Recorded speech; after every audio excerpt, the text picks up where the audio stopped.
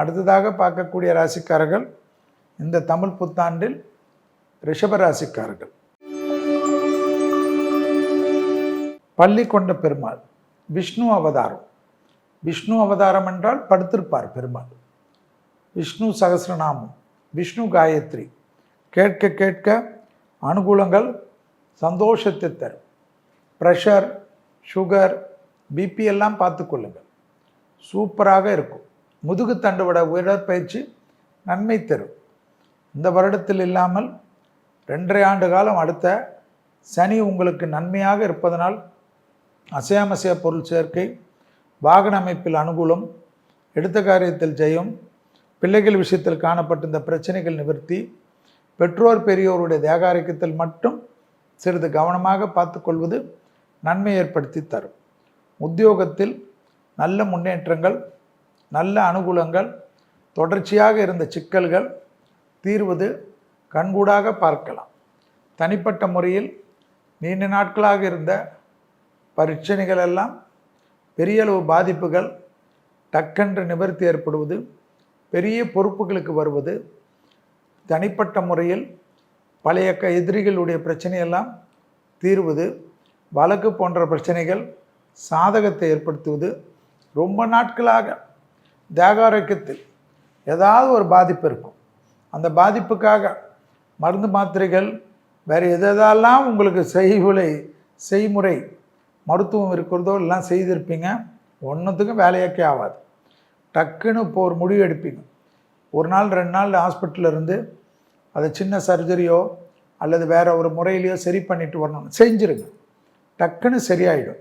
மரண பயம் போக்கக்கூடிய ஆண்டாக காணப்படுகிறது. தொழிலே இல்லாதவர்களுக்கு தொழில் கிடைக்கக்கூடிய ஆண்டு. படிப்பு தடை, உத்தியோக தடை, தொழில் தடை, வியாபார தடை கண்டிப்பாக நீங்கக்கூடிய அமைப்பு. கண்டிப்பாக உங்கள் வாழ்க்கையில் விசிட்டிங் கார்டு போட்டுக்கொள்ளக்கூடிய கௌரவத்தை ஏற்படுத்தி தரக்கூடிய அற்புதமான தமிழ் புத்தாண்டு ஆண்டு என்பதை ஞாபகத்தில் வைத்து கொள்ளுங்கள். பணத்தட்டுப்பாடு தீரும். இப்பொழுது நாம் பார்க்க போகிறது தமிழ் புத்தாண்டு பலன்கள்.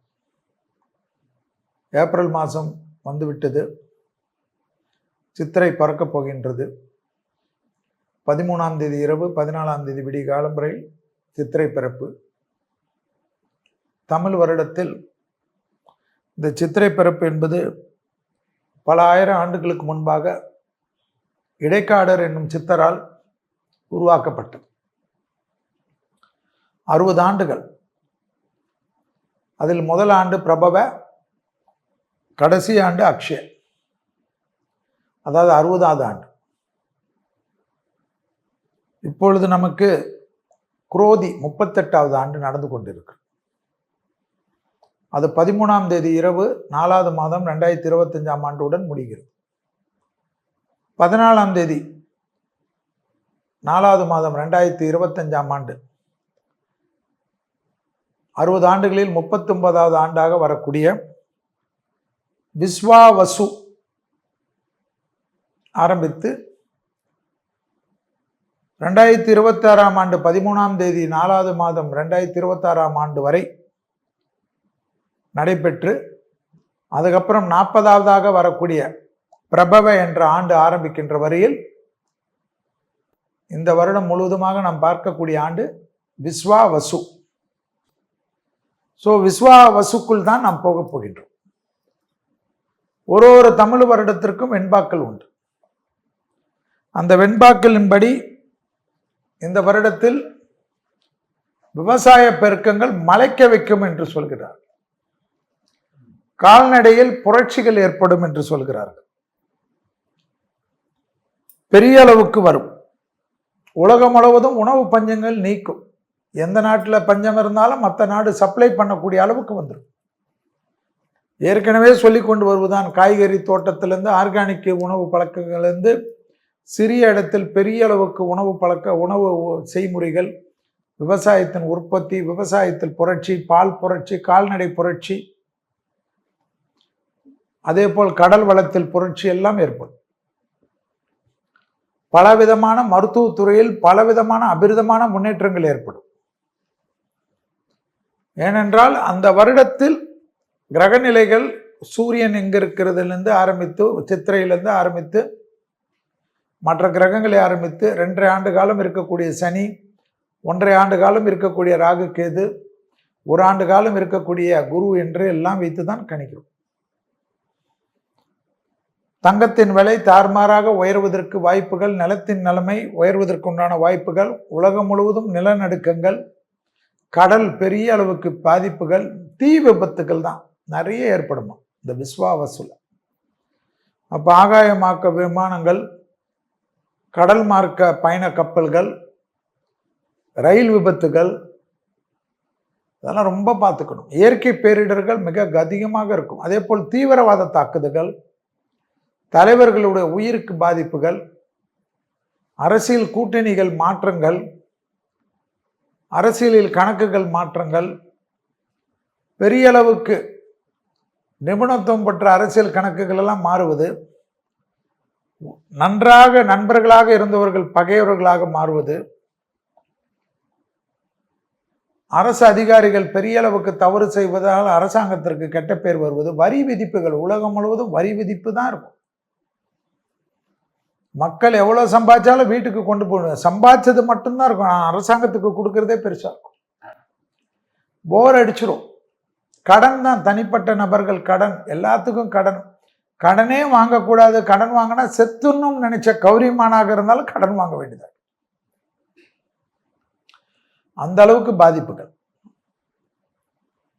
பிரபலமான தலைவர்கள், பிரபலமான சினிமா துறை, பிரபலமான தொழிலதிபர்கள், பாடல் ஆசிரியர்கள், பாடல்கள் பாடக்கூடியவர்கள், மில்லியன் கணக்கில் தனக்கு ஃபாலோவர்ஸுகளை வைத்துக் கொண்டிருப்பவர்கள் எல்லாம் கவனம். தேக ஆரோக்கியத்திலும் கவனம், எதிரிகள் விஷயத்திலும் கவனம்.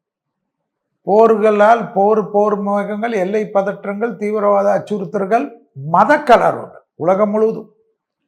உலகம் முழுவதும் இருக்கக்கூடிய சிறுபான்மையர் எல்லா ஊர்லேயும் அவர்களுக்கு பாதிப்புகள் எல்லாம் ஏற்படும். மருத்துவத்துறையில் வளர்ச்சி, விவசாயத்துறையில் வளர்ச்சி, இந்த டெலிகாமில் வளர்ச்சி, ஸ்பேஸ் டெக்னாலஜியில் வளர்ச்சி,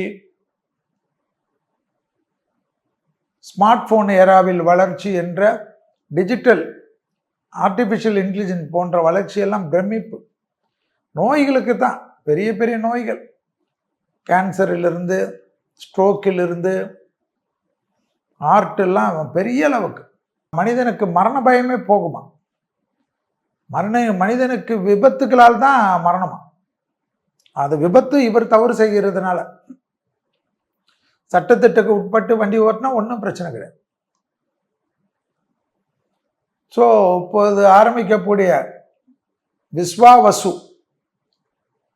தமிழ் புத்தாண்டில் வளர்ச்சிகளுக்கும் விவசாயத்துக்கும், வானம் பொய்க்காமல் எல்லா இடத்திலையும் மழை பெய்வதற்கும், வெள்ளப்பெருக்கு அதிகமாக ஏற்படுவதற்கும், மலை சரிவுகள் ஏற்படுவதற்கும், காட்டு விலங்குகள் எல்லாம் வெளியில் வருவதற்கும், அந்த காட்டு விலங்குகளில் இருக்கக்கூடிய ஆக்கிரமிப்பெல்லாம் அகற்றக்கூடிய அமைப்பும்,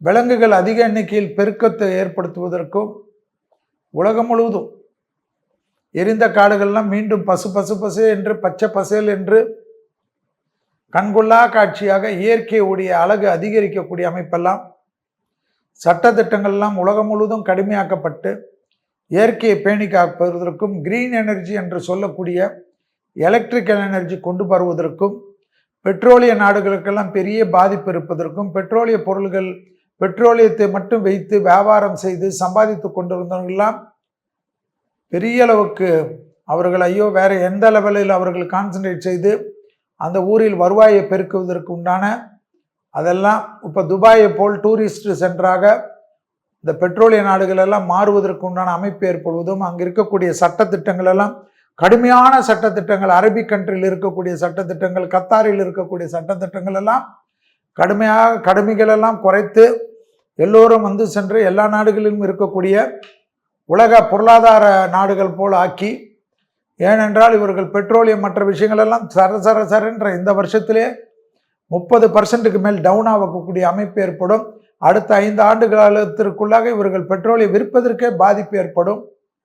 அதுபோல் பெட்ரோல், டீசல் போன்ற இதெல்லாம் இல்லாமல் கிரீன் எனர்ஜி, எல்லா இடத்திலும் சூரிய எனர்ஜி, உலகம் முழுவதும் green energy, electrical car, electrical motor, electrical scooter என்று எல்லாமே மாற மாற மாற மாற இந்த அரபு கண்ட்ரிகள் அந்த இடத்துல எல்லாம் வேலை செய்பவர்கள் வேலை வாய்ப்புகளில் பாதிப்பு, இந்த ஆயில் கம்பெனிகளிலெல்லாம் திடீரென்று பெரும் நஷ்டங்கள் ஏற்படுவது, ஆயில் ஷேரில் இருப்பவர்களெல்லாம் கொஞ்சம் கொஞ்சமாக அந்த ஷேரை மாற்றி கிரீன் எனர்ஜி ஷேருக்குள்ளாக போட்டுக்கொள்வதெல்லாம் புத்திசாலித்தனமான அமைப்பு என்பதை ஞாபகத்தில் வைத்து கொள்ளுங்கள்.